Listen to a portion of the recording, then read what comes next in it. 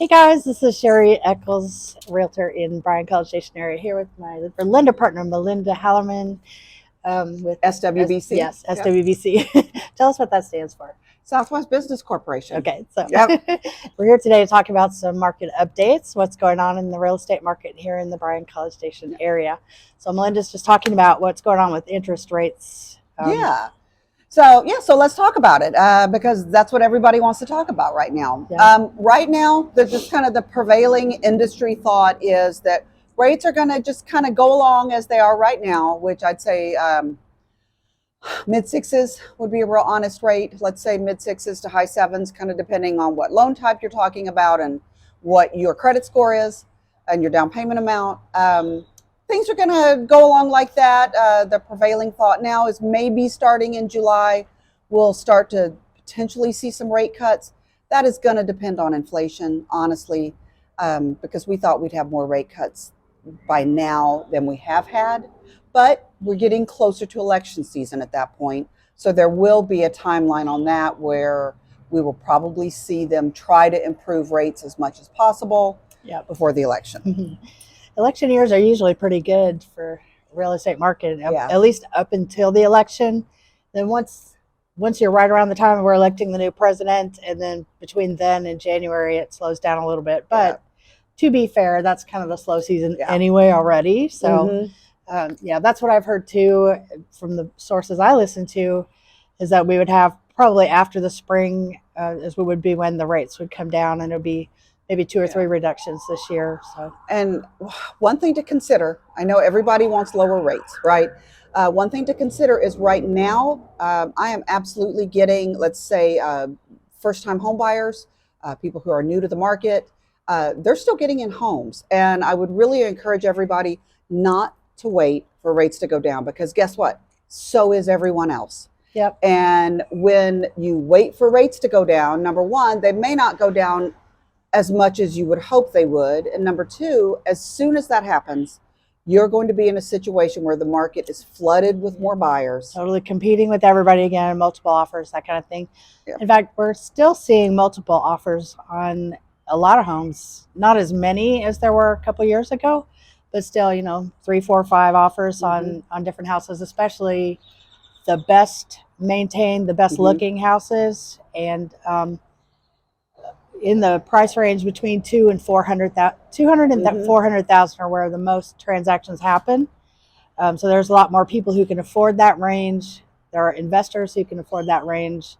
So there's a lot more competition, and everybody's waiting for those rates to come down.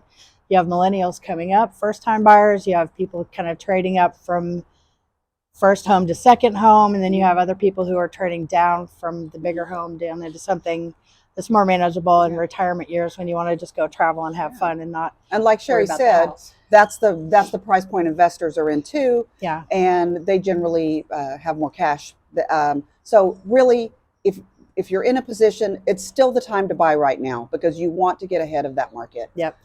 I was with a client yesterday who was a little tight. He's been waiting for the rates to come down, and he said he might as well just go ahead and do it, and then refinance when the rates go down. And I said, yes, finally we've had our moment here where you understand this is what's going on.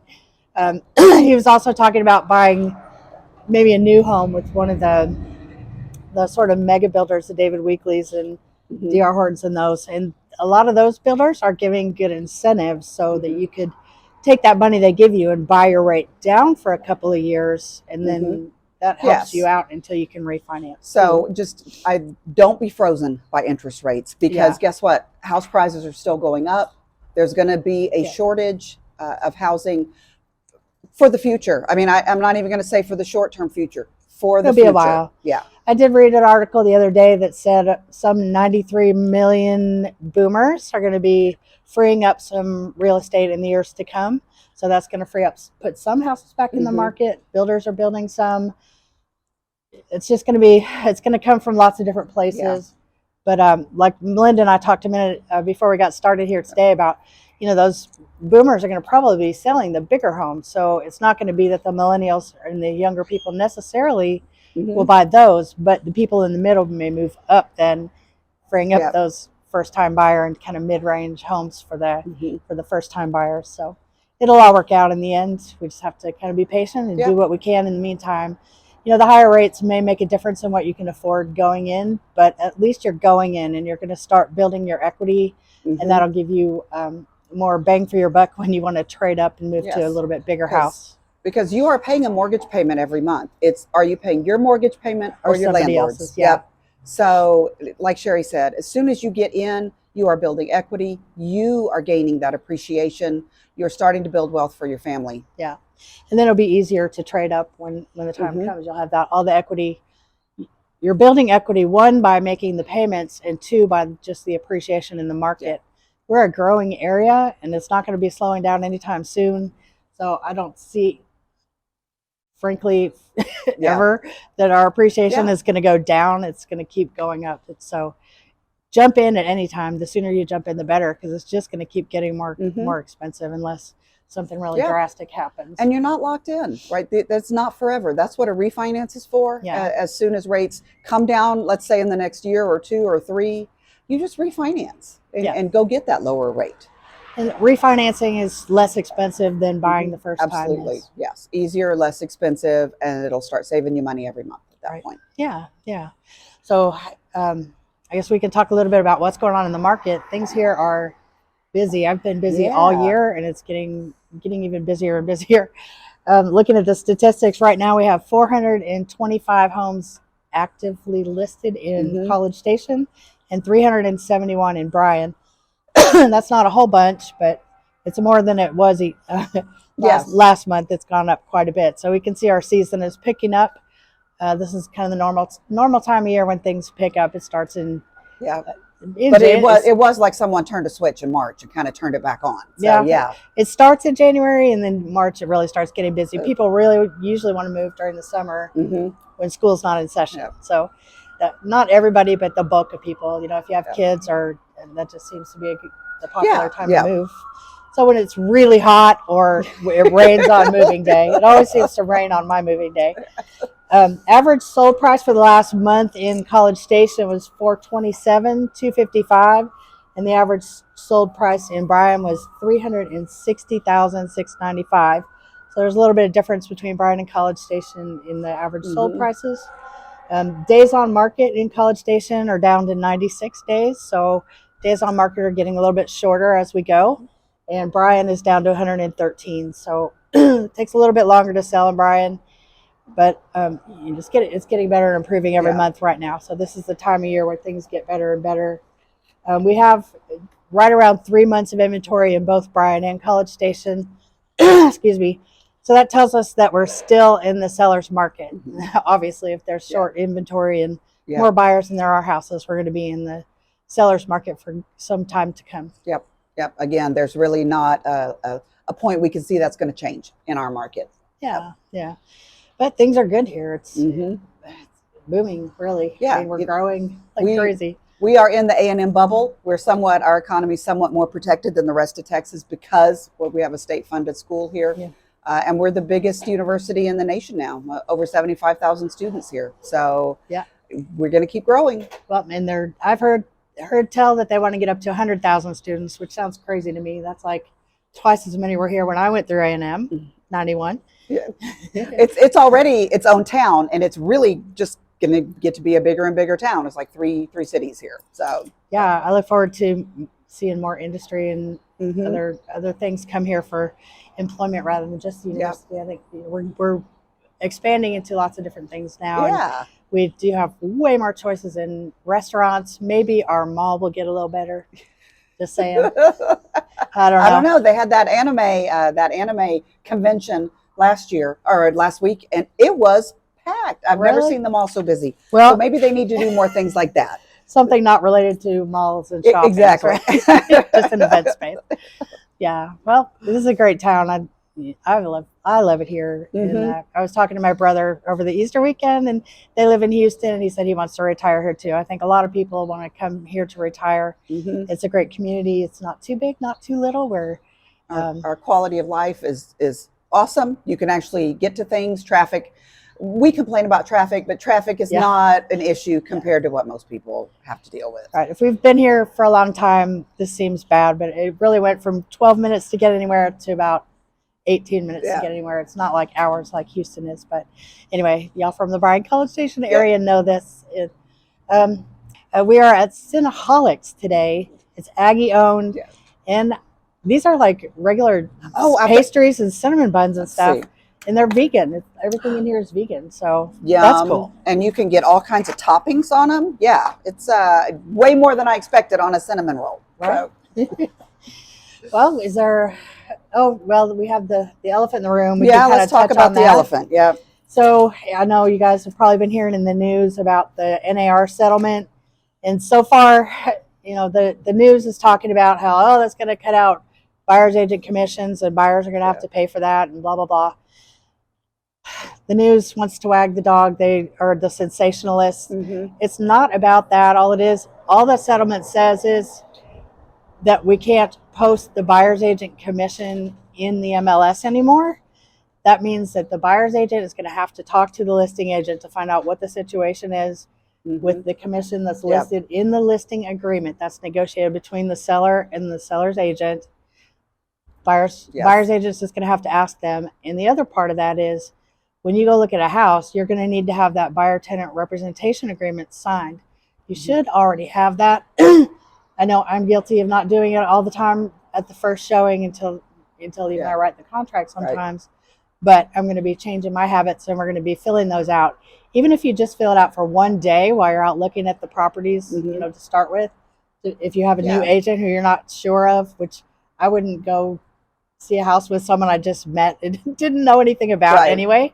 I'd want to interview different agents and find out what kind of negotiation skills they have and what their experience is with different markets, and can they help me put together an offer that'll actually win me the contract? Can they give me tips on, getting as much advantage as I can, even still getting something together that the seller will accept, and recommending the good inspectors and different contractors for after you buy to fix the things that are going to go wrong, because with the house, something always goes wrong, right?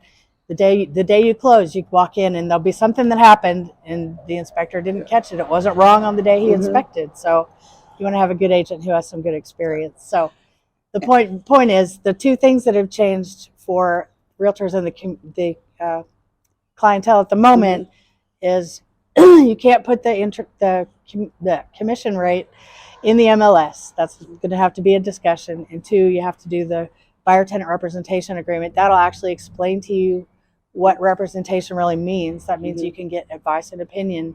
It means that you have your own representation, because if you don't have that agreement, your agent actually works for the seller, and anything you say can be told to the seller, which puts you at a disadvantage in your negotiation. So I heard some other thing too. Sorry, I'm just going on and on here. That there are countries where there are no buyer's agents, and a lot of times those deals will just fail at the end. That's kind of buyer beware. You have to do your own due diligence, and you have to know every rock to turn over and everything to look at. We need buyer's agents. You need to have your own representation to protect your interests. Because this is a huge investment. So we don't think that those are going to go away anytime soon. They're not. Sellers, it really behooves you to consider throwing something in for the buyer's agent still. And so some of the main takeaways from it are, number one, this is still a proposed settlement. Nothing is finalized. They're expecting to finalize it in July. We don't know what gets finalized in July is actually what it says right now. So we're still talking about something that hasn't happened yet. Number two, this is all still in transition, and you cannot, the clickbait. Everything you're going to read in the media right now is super clickbaity headlines. And guess what? They don't know. They don't know. They are reporters that are just trying to get you to click on a headline. Get you all excited. To actually know what's going on, you need to talk to a realtor. So, because they're going to be very aware of what's happening. And it's like anything else. Do you actually believe what you read on all of those headlines? There's no reason to treat this any differently. It's not final. And don't trust them. Go talk to a real estate professional, because like Sherri said, buyer's agents exist for a reason. and that is to protect you as a buyer. This is one of the, if not the biggest, one of the biggest purchases you'll ever make in your life, and you don't know what you don't know. Yeah. And your buyer's agent does know what you don't know and is going to look out for you. Yeah. So yeah, and you'll find it if you start talking to some agents around town, the ones who have been through the market ups and downs and all the things that blow up. Mm-hmm. When the market's easy, lots of people come in, and then when it gets tough, they leave. Yep. The ones who last through and keep working and keep taking care of their clients, even when the market's not as easy as it usually is, those are the people that you want to talk to. Yep. The ones who are lifers and who stick with it. I'm not a waitress when things get tough. I keep digging in and taking care of my people. So the people with experience through the tough markets are who you want to talk to. Yep.